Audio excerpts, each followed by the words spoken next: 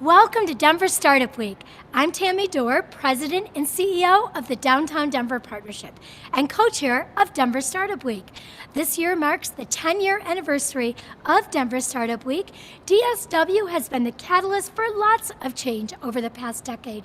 And this week, we're coming together to celebrate the past and dream big for the future.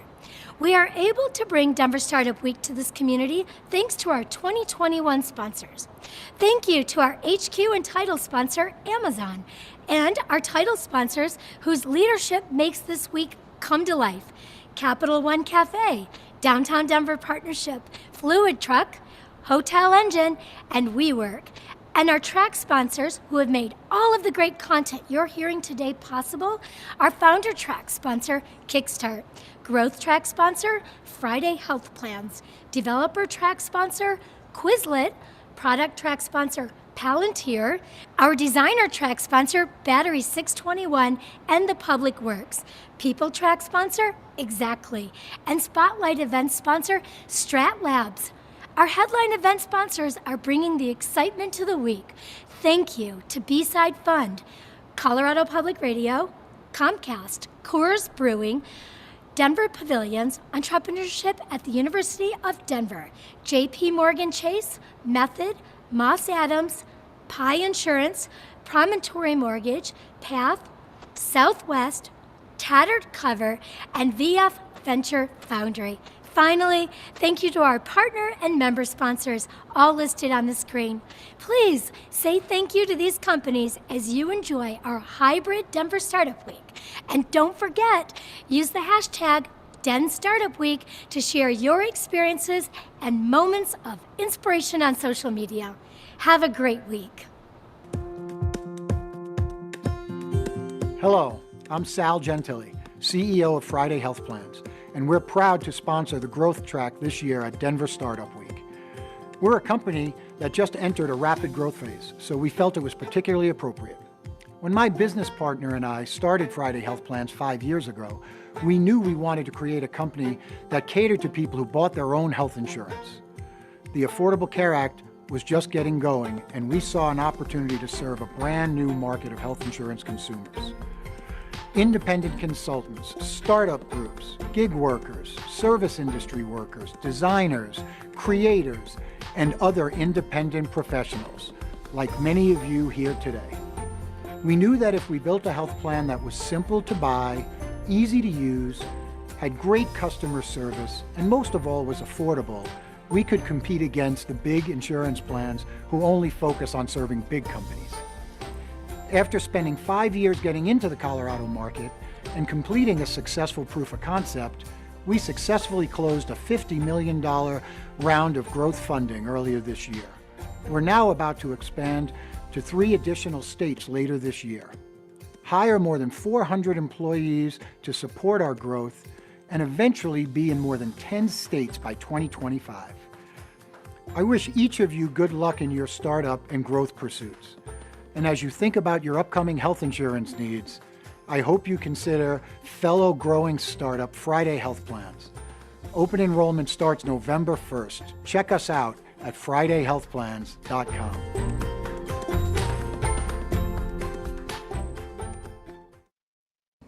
Hello everyone, welcome to Denver Startup Week. I'm Jake Cohen, the Growth Track Chair and member of the Denver Startup Week Organizing Committee. Thank you for joining us for the 10th anniversary of Denver Startup Week. At Denver Startup Week, we strive to make all of our sessions a space where attendees can connect, learn, and grow. Regardless of age, gender identity, gender expression, race, ability, or sexual orientation. A special thank you to our sponsors for their support in helping us to keep Denver Startup Week free and accessible for all. Thank you for joining us and have a great week.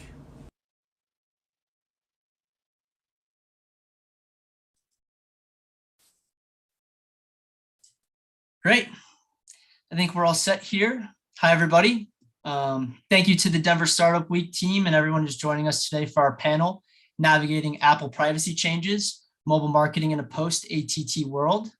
If there's any questions during the session for our panelists, please absolutely type them in the chat box. We should have some time to answer them here at the end. To start things off, my name is Ryan Gerke, and I'm here on behalf of AdAction, an all-in-one performance marketing platform, partnering with leading app developers who have a focus in acquiring mobile app users. First, to set the stage and give some context, I'd like to provide a bit of an overview around what we'll be discussing today. The digital age has been characterized by access to all types of profiles and user information. With beginnings in GDPR and CCPA, the last few years have seen increased scrutiny with how access to the consumer information has been detrimental to user privacy. There's a new emergence of policies by large platforms such as Apple to protect this privacy, which has and will continue to have widespread impacts on the greater digital marketing ecosystem. In late April, Apple pushed a new operating system update with OS 14.5, which introduced App Tracking Transparency, or ATT for short.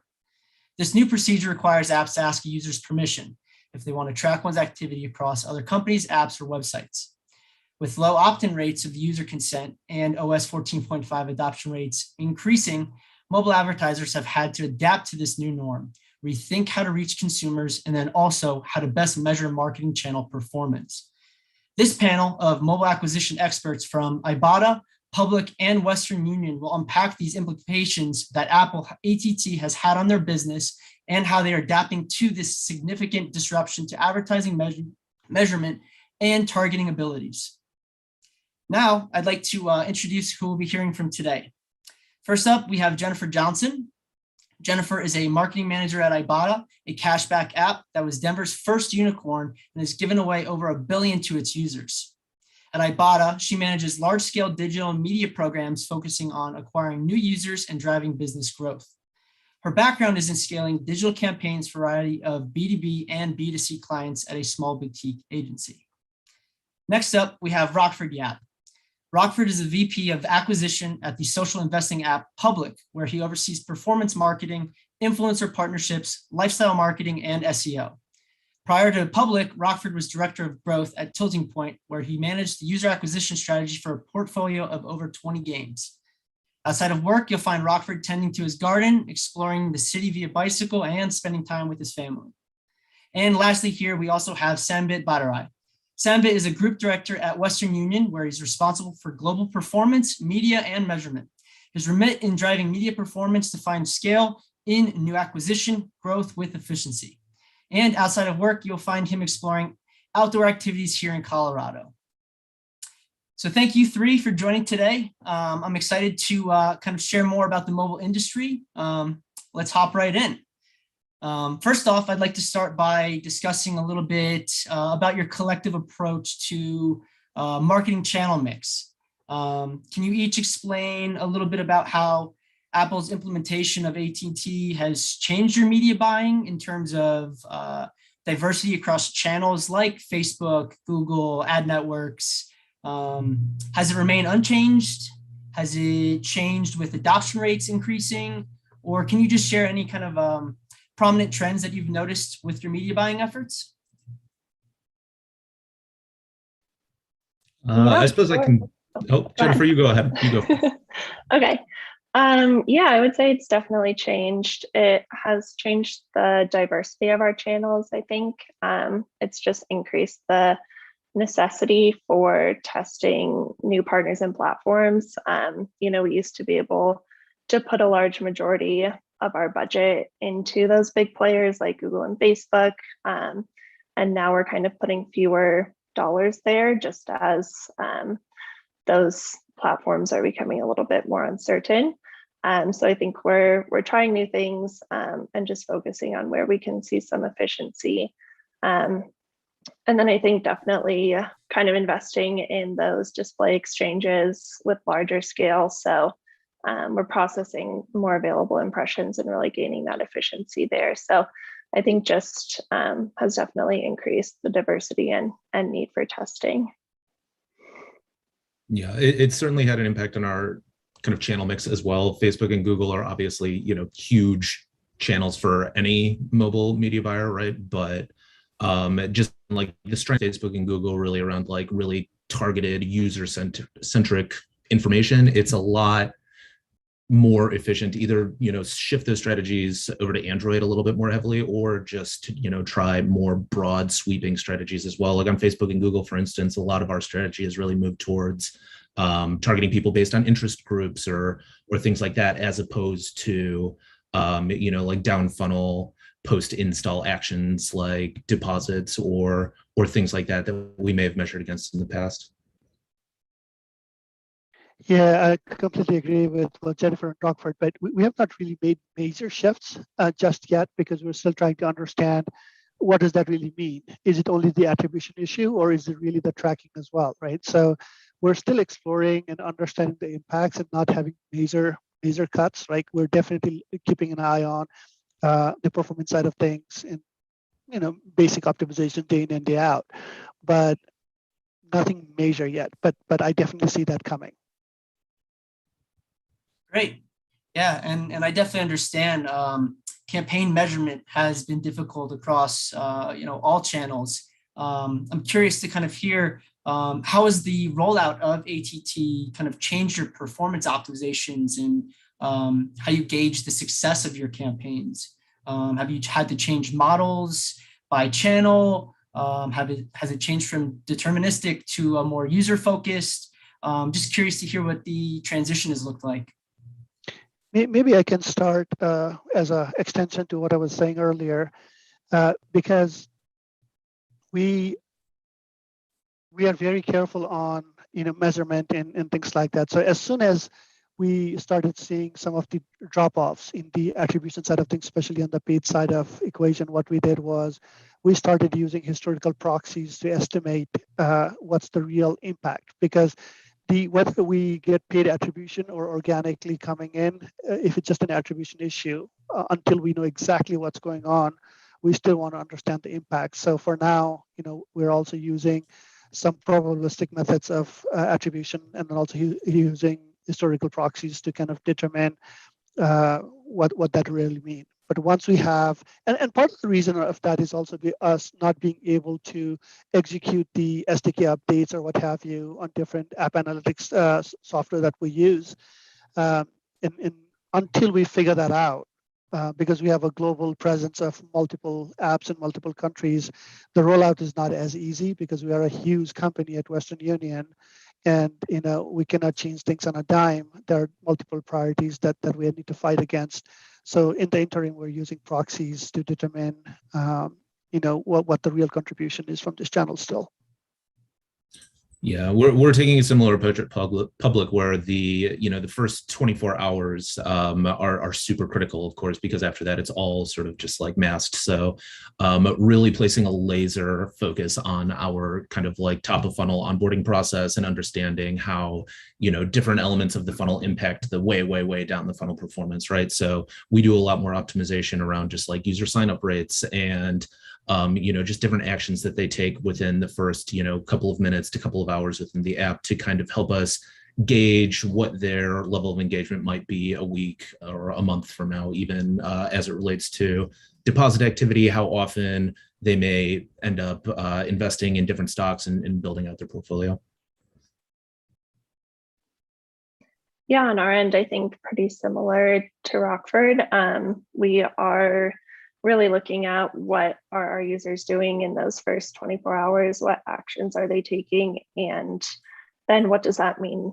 What actions will they take down the line? So kind of what has our historical user journey been, and what are really important events to capture within those first 24 hours? And then how do we determine what kind of user they are just based on our historical user journeys, and just optimizing at a higher level in the funnel. So really optimizing for installs and things like that, instead of focusing on those down funnel events, and then kind of modeling out, based on their first couple hours of activity, what do we think they will do in the future? Great. Yeah, one quick thing, Ryan, on this, and this is my personal opinion, is that it would be interesting to see how accepting people will be of being tracked, right? Yep. And will that evolve over time? because we get more used to technology and tracking and everything else over time. And when new thing comes up, everything is a flash, and then slowly it kind of dies down. So I don't know what that's going to mean and how that's going to come about, but I do believe that some of that leniency might start to pop in. I hope so anyway, being a digital marketer. Yeah, absolutely. This is just the tip of the iceberg here. Definitely a lot more in our journey here around privacy and user information for sure. I'm curious, outside of moving to more metric focused on the top of funnel and I guess general resources having to adjust and adapt for large businesses like yours, Sambit. Have you guys had to consider and explore any alternatives? Is your team still continuing to invest in iOS user acquisition with this reduced transparency and targeting abilities? Have you moved some of your marketing budget to Google or other web applications? I guess, is there still value in targeting these iOS devices right now? It sounds like yes, but I'm curious to see if you've explored anything. Yeah, we're always looking at what are the incremental opportunities that we can find in the market for sure. But at the same time, whether we can do attribution tracking or not, we still don't want to leave money on the table, right? So we want to be fully funded in the opportunities that we can capture. And historically, we know that these are not, net zero applications anyway, right? So we know we're getting something from them. We just don't know clearly how and what anymore, right? So that's the challenging part. So, some of that also comes with the maturity of your digital enterprise within your org to see how much trust can you give, even if you cannot track things, right? It makes it challenging for attribution and reporting and optimization for sure.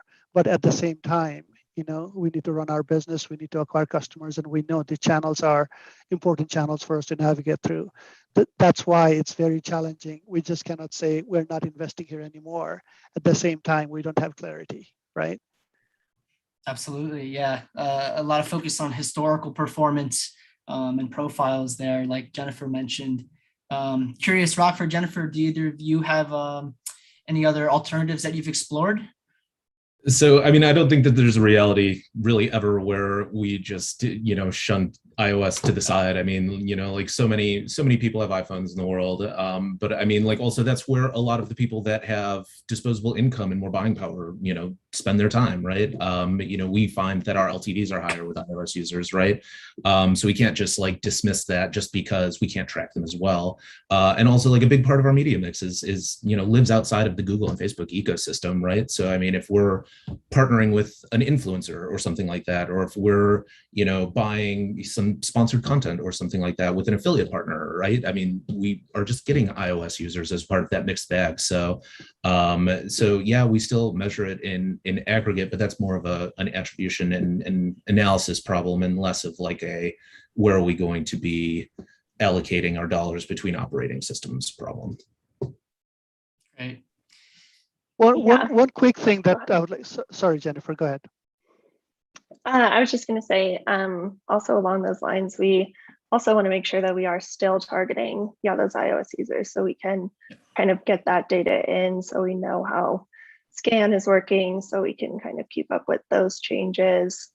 We want to make sure that we are, still populating our models with that iOS data, so we are prepared for the future. We don't just want to shut everything off right now, because historically our iOS users have been more performant for us, so we can't get rid of them. We have to figure it out somehow. Absolutely. Yeah, I would just say that, be the evangelist that you can be for your organization and keep everyone posted, all the senior leaders and the stakeholders that need to know what's going on so that they understand the implication and challenges that you're facing, and not seen as a demise of advertising, right? It's more about, being patient until we figure things out, until the industry figures it out, right? So I think that communication and setting the right expectation with the right stakeholders is key at this junction when we all are trying to figure it out. Absolutely, top to bottom, adapting and learning together. It's definitely quite the journey so far. I'm curious to also hear if there's been any nuances, with your app or even in your respective verticals, shopping based, finance, and even more social networking side on Rockford and with public. Has there been any nuances that have made navigating ATT and the privacy changes easier or significantly harder on your end? Well, one of the things that made ATT a little bit more comfortable in our sector is, like, finance is a very highly regulated industry already. We already have to be very, very careful and private about the user information that we collect, right? So this was just kind of a step further into our top of funnel in the ads and the channels that we acquire our users from. So in that way, it was a lot easier because it felt like operating in familiar territory. But I would say it was something to adapt to, just given my background. In mobile gaming, everything comes down to user level information, just because so many things are ad monetized, things matter.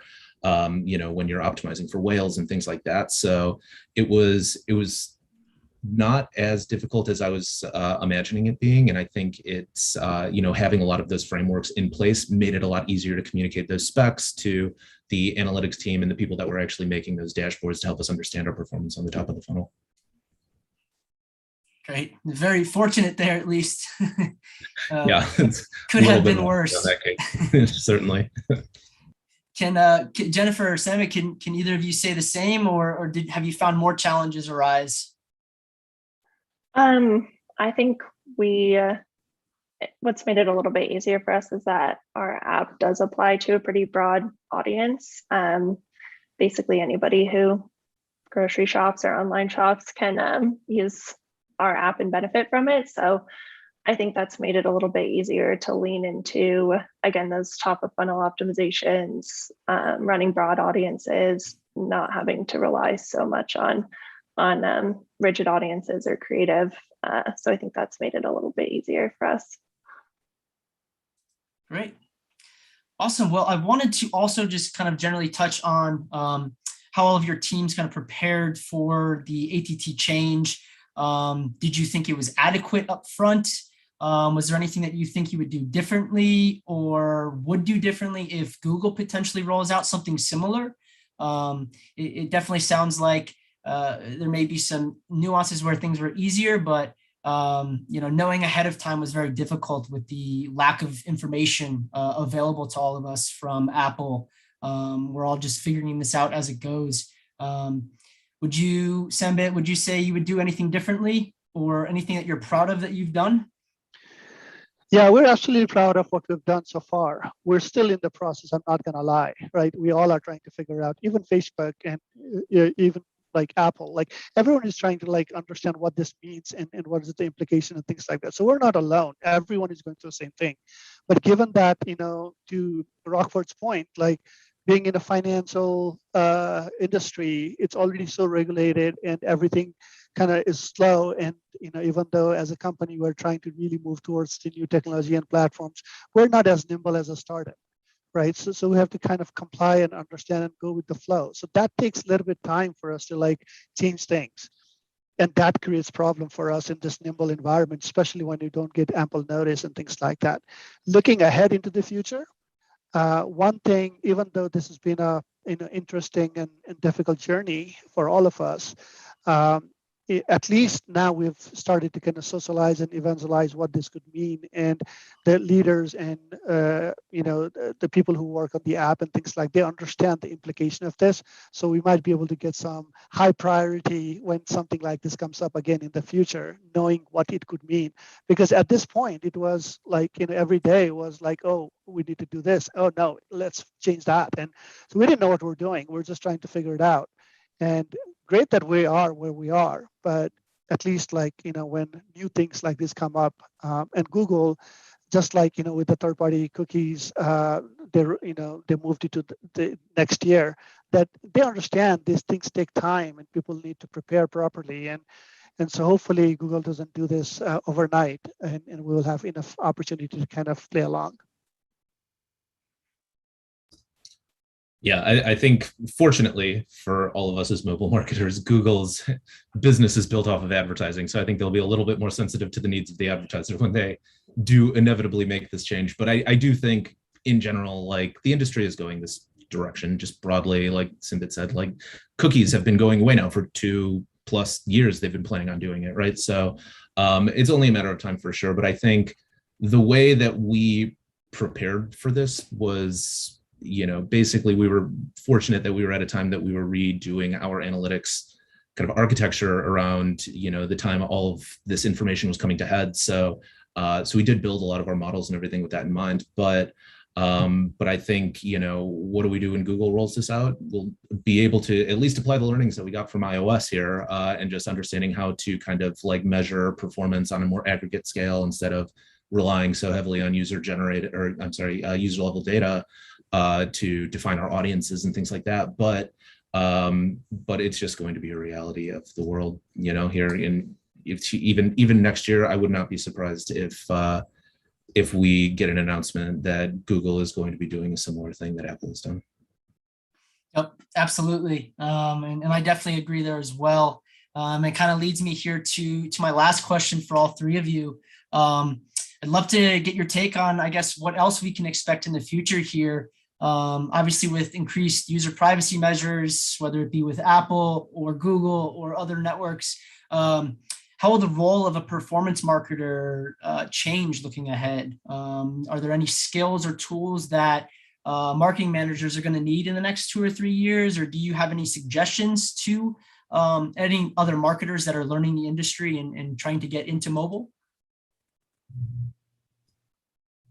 I mean, I think the big thing is that, and this is repeated ad nauseum on the internet, but I mean, like understanding the creatives that you're putting in front of people is going to become more and more and more important as user level data goes away, just because you won't be able to optimize campaigns on a spreadsheet as effectively anymore. So being able to communicate with your users in just like a visual sort of like psychological way, as opposed to just kind of like optimizing this and that and excluding users here and there and whatever, is going to change. And the places that we advertise are going to change as well. I think, over the past decade, we've seen how many hundreds of businesses built on the back of, user level data and targeted advertising. And I think what's going to change is that the next wave of businesses are going to be built on a beautiful brand or on creator marketing and things like that. So data literacy and data analysis is always going to be a useful tool in any performance marketer's belt. But I think if there's something else that you really should brush up on, it's going to be understanding the ads, understanding the creative, get a sense of brand and how to communicate your values without relying on technology to get you in front of the exact right eyeball. That is brilliant, Rockford. I was not thinking from that angle at all. And to me, it's about the infrastructure and pipelines that connect and talk to each other on the back end, right? So that you can actually take the gut out of it and actually, make action out of the data sets that you have. So as far as the skill set is concerned, I think every marketer has to be technical enthusiast anymore, right? Because those things are mixing, and marketing, and especially digital marketing and technology, they can't be separated, right? And the backbone of that, as Rockford was mentioning, is the analytics component of it, the math, right? You have to understand the math, how 2 + 2 is 4 or even 5, then be able to give the logical reasoning around it. I think is the key. And so, as long as you kind of embrace technology and change as part of your day-to-day mantra, I think you'll be successful going forward. And we all need to be, and we are learning every day and need to keep abreast of the change, the privacy-centric world that's we're kind of stepping into. It's only going to get a little bit tighter, right? Yep, absolutely. Yeah, I think I was going to say kind of combination of both of those things, but definitely that it's going to be important to be flexible and not kind of trying to force what's happening now into what used to work. And yeah, we aren't going to be able to do those strict A/B creative tests where we know this audience responds to this text, and so that's what we should say. I think we'll have to get bigger and be able to tell kind of a larger story to a broader audience. And like Rockford was saying, really sell on the brand versus selling on very specific value props to very specific people. It's just going to have to get broader. Great. Well, I think that just about wraps things up for us here. I want to say thank you to Rockford, Sambit, and Jennifer for providing us with their experiences, thoughts, and how they're navigating these Apple privacy changes. I also want to say thank you to Denver Startup Week for having us and highlighting us here. I think this was very informative. And if there are any additional questions from anyone in the audience, I've included my email in the chat box here. Please feel free to send me an email with anything, and would be more than happy to help get your questions answered or connect you with any of the three wonderful panelists we have here. But yeah, all in all, thank you guys. Really appreciate it. And I look forward to navigating the rest of our privacy updates in the near future. Thank Thanks you, for Ryan. having us. Thank you, everyone. guys. Thank you. Jennifer, cheers. Bye.